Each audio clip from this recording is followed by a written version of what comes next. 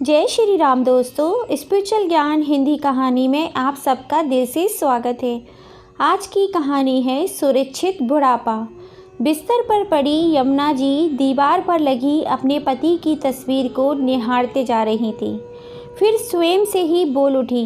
बचपन से लेकर अब तक सुनती ही आई थी कि बुढ़ापा बोझ होता है, लेकिन महसूस आज हुआ है और उस पर अपनी बहू बेटे द्वारा किया गया व्यवहार अंदर तक तोड़ कर रख देता है। दरअसल कुछ दिनों से यमुना जी को कानों में बहुत तेज़ दर्द हो रहा था। एक कान से तो पूरी तरह उनको सुनना ही बंद हो गया था। अब एक ही कान ले देकर बचा था। उसके लिए भी वह अपने बेटे बहू से जब भी ऑपरेशन करवाने की बात करती, बेटा मुझे एक कान से सुनाई नहीं देता और दूसरे कान में बहुत दर्द रहता है, पूरा दिन कान से पस निकलता रहता है। दर्द की वजह से अपने रोज़मर्रा के काम भी ठीक से नहीं कर पाती हूँ।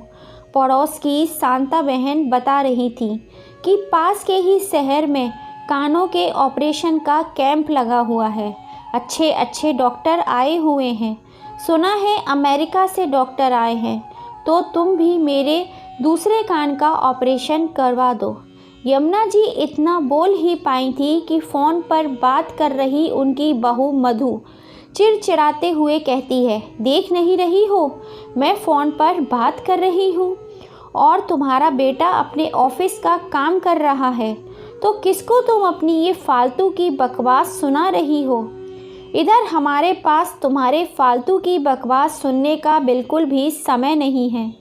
तुम्हारा तो रोज़ का ही कुछ न कुछ हो गया है, कभी यह कर दो कभी वह कर दो। हम क्या यही सब करने के लिए बैठे हैं। जाओ चुपचाप से जाकर अपने कमरे में बैठ जाओ, कुछ नहीं होगा तुम्हारे बहरे कान का। वैसे भी तुम्हारा ये पस वाला कान देख देख कर मुझे अब घिन आने लगी है। अपने इस गंदे से कान को लेके पूरे घर में अपशगुन करती फिरती हो। सुबह सुबह तुम्हारा मुंह देख लेती हूँ तो पूरा दिन बर्बाद हो जाता है। मुझे तुम्हारा मुंह नहीं देखना है, पलटकर सीधे अपने कमरे में चली जाओ। यमुना जी आशा भरी निगाहों से अपने बेटे की तरफ देखती हैं कि शायद बेटा उन पर दया दिखाकर कुछ कहे, लेकिन बेटा क्या कहता है, माँ आपको तो घर में रोज़ रोज़ कलह करवाने की आदत पड़ गई है, शांति से घर में बैठ नहीं सकती हो। सुबह शाम रोटियां खाने को मिल रही हैं, खाइए और भगवान का नाम जपिए। क्यों बार बार परेशान करने के लिए चली आती हो हम दोनों को। लेकिन नहीं, हम सबको बीच में आकर डिस्टर्ब जो करना है। निराश मन से यमुना जी वापस अपने कमरे में आकर चारपाई पे बैठ जाती हैं। बैठे बैठे सोच रही थी कि मैंने क्या किस्मत पाई है। एक तो इस बुढ़ापे में मेरा जीवन साथी मेरा साथ छोड़कर चला गया, ऊपर से बहू और बेटा भी ऐसे हैं जिनको अपनी बूढ़ी माँ की बिल्कुल भी फिक्र नहीं है। चाहे मैं कैसे भी रहूँ, कितनी भी तकलीफ़ सहन करती रहूँ, किसी को दिखाई नहीं देता। दोपहर को बहू बेटा तैयार होके पिक्चर देखने जा रहे थे। बेटा एक प्लास्टिक की प्लेट में दलिया परोस के अपनी माँ के सामने दरवाजे से ही प्लेट को खिसका देता है और कहता है, हम दोनों घूमने जा रहे हैं, रात तक आएंगे। एक प्लेट दलिया रखा है रसोई के दरवाजे के बाहर, वह तुम्हारे रात के लिए है, अभी मत खा लेना। बेटे के बाहर जाने की बात सुनकर यमुना जी झट से अपनी चारपाई से उठती हैं और अपने कमरे में रखे हुए बक्से में कुछ तलाशने की कोशिश करती हैं। बक्से में वह एक कान में ड्रॉप डालने वाली शीशी निकालती हैं, जो कि पूरी तरह से खाली हो गई थी। बेटे के पास जाकर कहती हैं, बेटा तुम बाहर जा रहे हो तो मेरी कान की ये दवाई लेते आना, ख़त्म हो गई है। इस दवाई की 2 बूंद कान में डाल लेती हूँ तो थोड़ी दर्द में राहत होती है।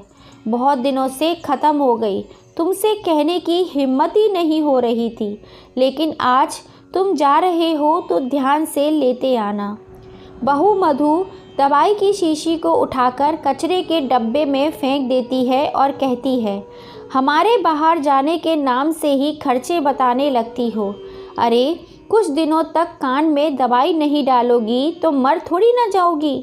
थोड़ा बहुत दर्द होगा, सह लेना।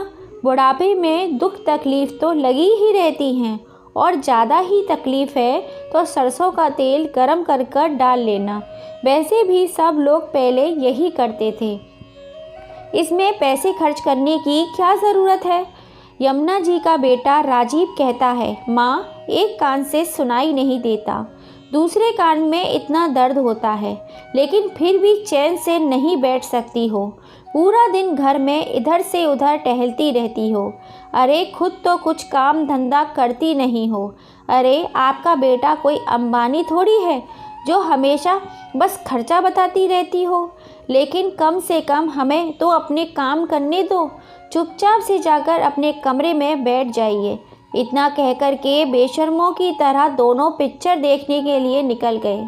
बेटे बहू के जाने के बाद यमुना जी की बेटी सोनिया उसी दिन घर आ जाती है। सोनिया को अपनी माँ की दयनीय हालत की बिल्कुल भी भनक नहीं थी, क्योंकि भैया भाभी उसके सामने तो माँ के साथ बहुत ही अच्छा व्यवहार करते थे। जब कभी वह 2-4 दिन के लिए अपने मायके रहने आती, तब उसके भैया भाभी अपनी माँ को अच्छे से खाना भी खिलाते थे, उनका ख्याल भी रखते थे, जिस वजह से वे अपनी माँ की तरफ से पूरी तरह से बेफिक्र थी। हालांकि 2 साल पहले ही उसके पिताजी गुजर गए थे। अब माँ अकेले रह गई थी, तो उसे अपनी माँ की ज़्यादा चिंता रहती थी। इसलिए आज वह अचानक से अपनी माँ से मिलने के लिए आ गई। बहुत दिनों से उसे अपनी माँ की बहुत याद आ रही थी, इसलिए बिना बताए ही आ गई। वैसे तो हमेशा फ़ोन करके ही आती थी। घर के दरवाजे से वह अपनी माँ को आवाज़ लगाती हुई अंदर आती है, लेकिन माँ की तो आवाज़ नहीं आ रही थी, क्योंकि वह तो चुपचाप से अपने कमरे में दरवाज़ा बंद करके बैठी हुई थी। बहू ने कमरे से निकलने से मना जो कर दिया था। घर के सारे दरवाजे पर, यहाँ तक कि रसोई घर में भी ताला लगा हुआ था। रसोई घर के बाहर एक प्लेट में ढका हुआ दलिया रखा था, जो कि यमुना जी के लिए बहू शाम के लिए रख कर गई थी। कहा कोई आवाज़ नहीं आती तो वह भैया भाभी को आवाज़ देती हुई दरवाज़ा खटखटाती है। सोनिया को थोड़ी घबराहट हो रही थी कि घर का मेन दरवाज़ा खुला हुआ है, लेकिन अंदर कोई दिखाई नहीं दे रहा। फिर वह अपनी माँ के कमरे के पास जाती है। खिड़की से झांक कर देखती है तो माँ तो कमरे में ही लेटी हुई है। वह आवाज़ देती है, लेकिन यमुना जी की आंख लगी गई थी। बेटी घबरा जाती है कि आखिर माँ दरवाज़ा क्यों नहीं खोल रही है। वह ज़ोर ज़ोर से दरवाज़ा पीटती है तो हड़बड़ाहट में यमुना जी उठती हैं। उन्हें लगता है घर में कोई चोर घुस आया है। घबराते हुए दरवाज़ा खोलती हैं। सामने बेटी को देखकर खुशी का ठिकाना नहीं रहता, लेकिन खुशी के साथ साथ उन्हें अपनी आँखों में आंसू भी आ जाते हैं। अपनी माँ के चेहरे का रंग देखकर सोनिया समझ जाती है, मेरी माँ तकलीफ़ में है, कोई ना कोई बात ज़रूर है। क्या हुआ है माँ, कोई बात है क्या? अगर कोई बात है तो आप मुझे बताओ। और भैया भाभी कहाँ हैं? वह मुझे दिखाई नहीं दे रहे। आपकी तबीयत ठीक नहीं है क्या? एक के बाद एक कई सवाल सोनिया अपनी माँ से पूछ लेती है। हाँ बेटा, वह दोनों घूमने गए हैं, रात तक आएंगे। और तुम अचानक कैसे आ गई? तुमने बताया भी नहीं कि आने वाली हो। हाँ माँ, बहुत दिनों से तुम्हारी बहुत याद आ रही थी। 2-3 दिनों से तुम सपने में दिखाई दे रही थी, तो मैंने सोचा एक बार तुम्हें देख कर आती हूँ। इधर आई तो कोई दिखा नहीं, भैया भाभी भी नहीं है। मुझे ऐसा क्यों लग रहा है कि आप मुझसे कुछ छिपा रही हो। कोई बात तो है जो मुझे बताना नहीं चाहती हो। नहीं नहीं बेटा, ऐसा कुछ नहीं है। अपनी साड़ी के पल्लू से आंखों के आंसुओं को छुपाते हुए यमुना जी कहती हैं। सोनिया जिद करने लगती है, नहीं माँ, आपको बताना ही पड़ेगा, क्या बात है। मैंने आज से पहले आपकी आंखों में कभी इस तरह से आंसू नहीं देखे थे। यमुना जी एक बहाना बनाते हुए कहती हैं, वह मेरे कानों में दर्द हो रहा है ना, इसलिए आंसू निकल रहे हैं। चलो, कान में दर्द होता है तो थोड़े बहुत आंसू निकलते हैं, लेकिन आपकी आंखों से तो ऐसा लग रहा है जैसे आंखें कितनी लाल हैं, जैसे आप कितने दिनों से रो रही हो। अपनी बेटी को सामने देखकर अपने दर्द को यमुना जी छुपा नहीं पाई और सब कुछ बता देती हैं। बेटा, मेरे कानों में 2 महीने से लगातार दर्द हो रहा है। एक कान से तो पहले ही कम सुनाई देता था, दूसरे कान में से भी पस निकल रहा है। बेटा ऑपरेशन कराने के लिए तैयार नहीं है। ऑपरेशन तो दूर की बात है, एक छोटी सी दवाई भी नहीं लाता है। कहता है घर में ही तो रहती हो। अब इस बुढ़ापे में मैं क्या करूँगी? पूरी ज़िंदगी तो काम ही किया है, अब मुझे काम देगा भी कौन? इन बूढ़ी हड्डियों में अब काम भी तो नहीं होता है। पास के ही शहर में कान के ऑपरेशन कराने का एक कैंप लगा हुआ है। बेटे बहू से कहा तो उन्होंने साफ साफ मना कर दिया।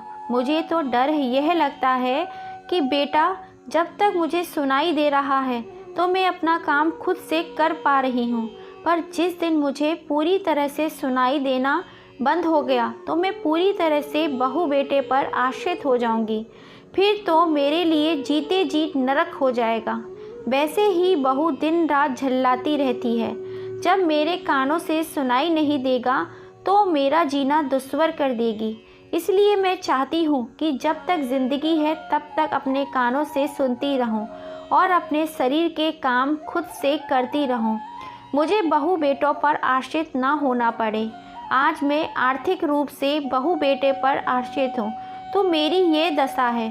बेटा एक गोली या दवाई भी लाकर नहीं देता।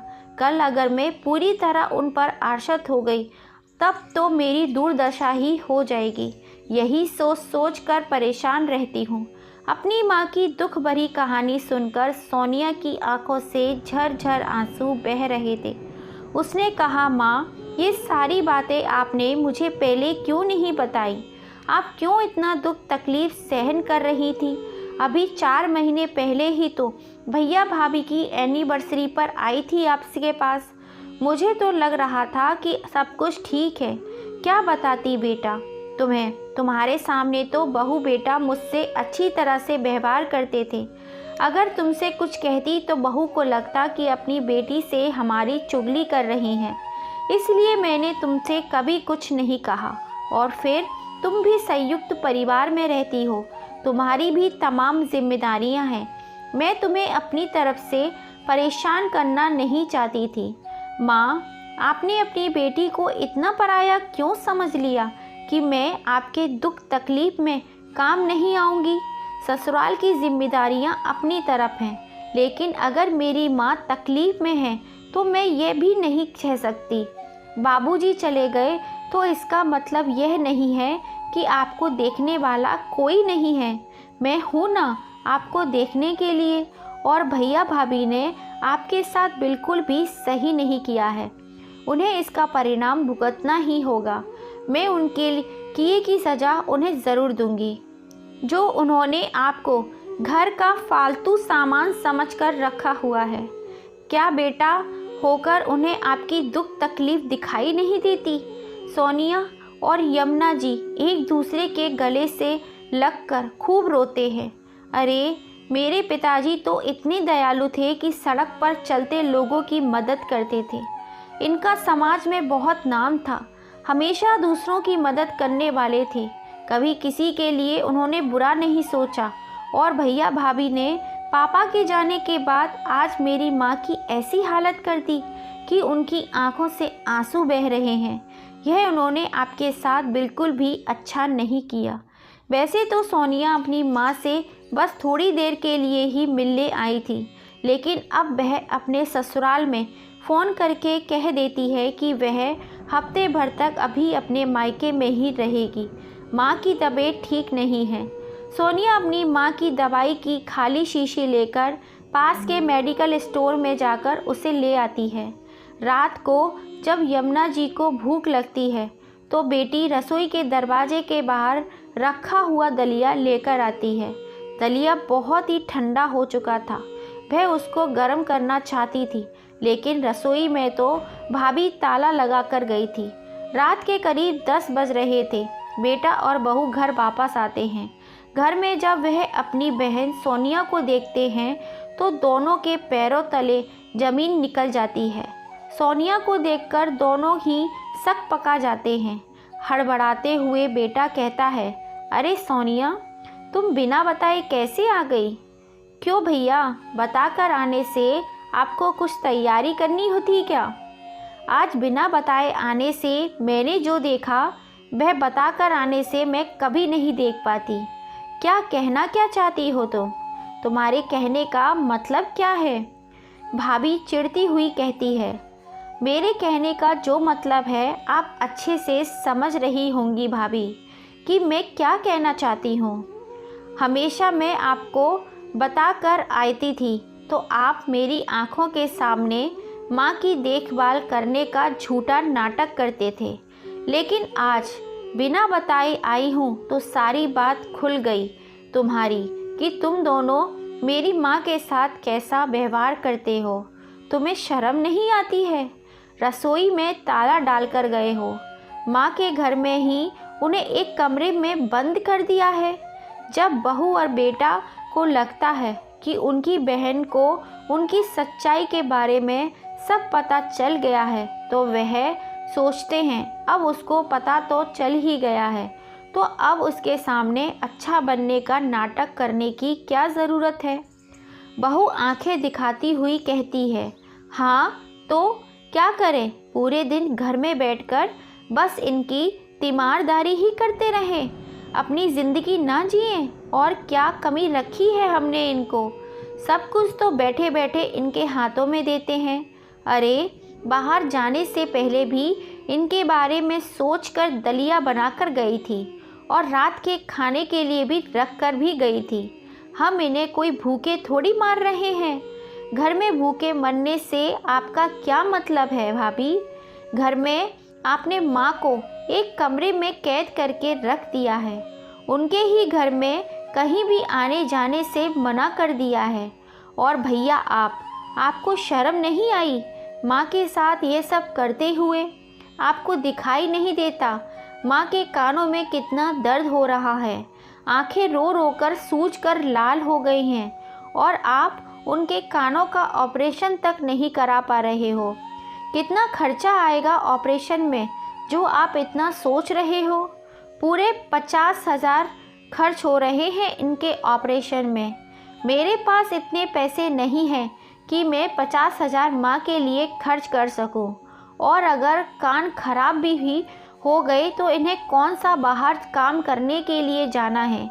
चुपचाप पड़ी रहेंगी अपने कमरे में। वाह भैया वाह, सही कह रहे हो आप। अपनी मौज मस्ती के लिए तुम्हारे पास पैसे हैं, लेकिन माँ के ऑपरेशन कराने के लिए पैसे नहीं हैं। आपको याद दिला दूँ, बचपन में आपके हार्ट में छेद था जिसके ऑपरेशन में 2 लाख रुपए खर्च हुए थे। मम्मी पापा ने वह पैसे खर्च करने में एक पल भी नहीं सोचा था।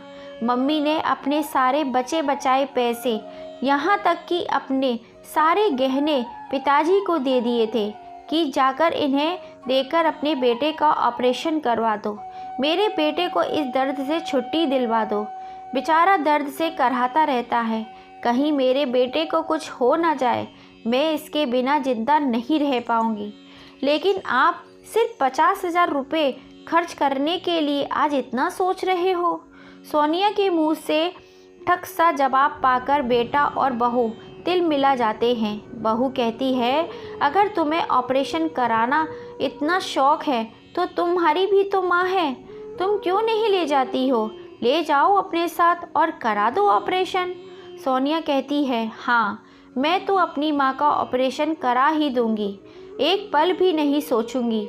लेकिन तुम एक चीज़ का ध्यान रख लेना भैया कि माँ का ऑपरेशन कराने का फ़र्ज़ तुम्हारा है, क्योंकि पिताजी की सारी प्रॉपर्टी, पैसे, घर ज़मीन सब तुम ले रहे हो, मैं नहीं ले रही हूँ, तो फ़र्ज़ भी तुम्हारा ही बनता है। जिस घर में तुम रह रहे हो यह घर भी माँ और पिताजी का बनाया हुआ है, और हर साल जिस ज़मीन के पैसे तुम लेते हो वह ज़मीन भी माँ के नाम पर ही है। सोनिया अपने भैया भाभी को सबक सिखाने के लिए धमकी देती हुई कहती है, ठीक है भैया, मैं कल ही अपनी माँ के पास के अस्पताल में कानों का ऑपरेशन करवाने के लिए ले जा रही हूँ। अगर मैं बेटे होने का फ़र्ज निभा रही हूँ तो आगे आप खुद ही समझदार हैं। मैं फिर ज़मीन में हिस्सा मांगूंगी। प्रॉपर्टी में हिस्से की बात सुनकर बेटा और बहू दोनों ही डर जाते हैं। कहीं ऐसा ना हो सोनिया सच में ही ज़मीन और घर में हिस्सा मांगने लग जाए। आज के कानून के हिसाब से तो बेटियां भी मायके में अपना हिस्सा ले सकती हैं। इतना कहकर सोनिया अपनी माँ के कमरे में चली जाती है। माँ, आज आप आराम से सो जाइए, सिर्फ आज का दर्द और सहन कर लीजिए। कल आपको मैं ऑपरेशन करवाने के लिए ले चलती हूँ। सुबह होते ही सोनिया अपनी माँ को अस्पताल ले जाती है। ऑपरेशन में जितनी भी पैसे का खर्चा आता है सारे पैसे सोनिया ही खर्च करती है। अपनी माँ के खाने के लिए फल फ्रूट और जूस लेकर आती है। अस्पताल में 2 दिन तक अपनी माँ का खूब अच्छी तरह ख्याल रखती है। इधर बेटा और बहू की रातों की नींद गायब हो जाती है। उनके दिल में यह डर बैठ गया था कि कहीं सोनिया सच में अपना हिस्सा ना मांगने लग जाए। अच्छी तरह से सोच विचारने के बाद बेटा और बहू सोनिया के पास अस्पताल में पहुंच जाते हैं। सोनिया, मुझे माफ़ कर दो, मुझसे गलती हो गई। तुमने मेरी आंखें खोल दी। अब मुझे समझ में आ गया है कि मेरी माँ के प्रति क्या फ़र्ज़ है। मैं उसको पूरा ज़रूर करूँगा। तुम बताओ ऑपरेशन में कितने पैसे खर्च हुए हैं? मैं सारे पैसे तुम्हारे वापस कर दूँगा और माँ की देखभाल भी करूँगा और आगे से उन्हें किसी भी चीज़ की कमी नहीं होने दूँगा। बहू भी अपने पति की बातों में हाँ में हाँ मिलाती है। सोनिया मन ही मन मुस्कुराती है कि मेरी धमकी काम कर गई, लेकिन फिर भी वह अपने भाई भाभी की बातों में इतनी जल्दी भरोसा करना नहीं चाह रही थी। सोनिया कहती है, ठीक है भाई, आप माँ के लिए सब अच्छा करोगे, यह तो मुझे समझ में आ गया। लेकिन घर पहुंचकर मुझे आपसे माँ को लेकर के कुछ और भी बातें क्लियर करनी है, जिससे उन्हें आगे भविष्य में किसी भी चीज़ की कमी ना हो। सोनिया की बात सुनकर बेटा और बहू थोड़ी देर तक तो खड़े रह जाते हैं, फिर पता नहीं अब क्या बोलेगी। काफ़ी देर बाद बोलते हैं, ठीक है सोनिया, तुम जैसा कहोगी हम वैसा ही करने के लिए तैयार हैं। 4 दिन तक अस्पताल में रहने के बाद यमुना जी अपनी बेटी सोनिया और बेटे के साथ घर आ जाती हैं। आसपास मोहल्ले के लोग भी उनको देखने के लिए आ जाते हैं। सोनिया अपने आसपास के 4 समझदार लोगों को बुलाती है और 4 रिश्तेदारों को बुलाती है और एक प्रस्ताव अपने भैया भाभी के सामने रखती है, जिससे कि उसकी माँ का बुढ़ापा सुरक्षित रहे।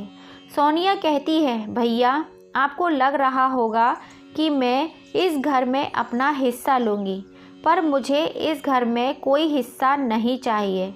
मुझे ऊपर वाले ने पहले से ही बहुत कुछ दिया है, किसी भी चीज़ की कमी नहीं है, लेकिन बस मैं इतना चाहती हूँ कि माँ की तकलीफ़ में आप उनका साथ दें। बुढ़ापे में कुछ दवाइयों की ज़रूरत होती है, उनमें कमी ना होने पाए। उनके हाथ में कुछ रुपए रख दें, जिससे उन्हें यह लगे कि घर में उनका भी कुछ हक है। बहू बेटा उनका ख्याल रखते हैं, इसलिए मैं चाहती हूँ कि हर महीने किराए के पैसे घर में आए तो उसका 25% अपनी माँ को देंगे और 75% आप रख लेना, जिस माँ अपनी ज़रूरत का सामान और दवाइयों पर खर्चा आराम से चला सकती है।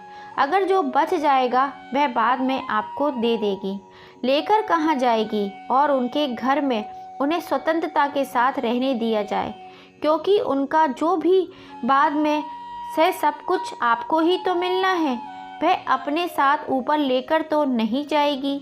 भारी मन से आंगन में बैठे बेटे बहू अपनी बहन सोनिया की बातें सुन रहे थे और अब उनके पास उसकी बातों को मानने के अलावा कोई दूसरा चारा भी नहीं था। वे सोनिया की सारी बातों को मान लेते हैं। अब यमुना जी पूरी तरह से खुश हैं। एक तो उनके कानों का दर्द चला गया, कानों से ठीक तरह से सुनाई भी देने लगा, और आज उनकी बेटी ने उनका बुढ़ापा सुरक्षित कर दिया। घर में आए सभी लोग सोनिया के निर्णय की बहुत तारीफ करते हैं और कहते हैं, बेटी हो तो ऐसी। और तभी से बेटा और बहू यमुना जी खुशी खुशी रहने लगे। दोस्तों, अपने भैया भाभी को सबक सिखाने के लिए जो सोनिया ने किया वो सही था या गलत, अपनी राय हमें कमेंट करके ज़रूर बताइएगा। और अगर अब तक आपने चैनल को लाइक एंड सब्सक्राइब नहीं किया है तो प्लीज़ जल्दी से कर लीजिए, ऐसी ही किसी इंटरेस्टिंग कहानियों को सुनने के लिए। फिर मिलेंगे। जय श्री राम दोस्तों।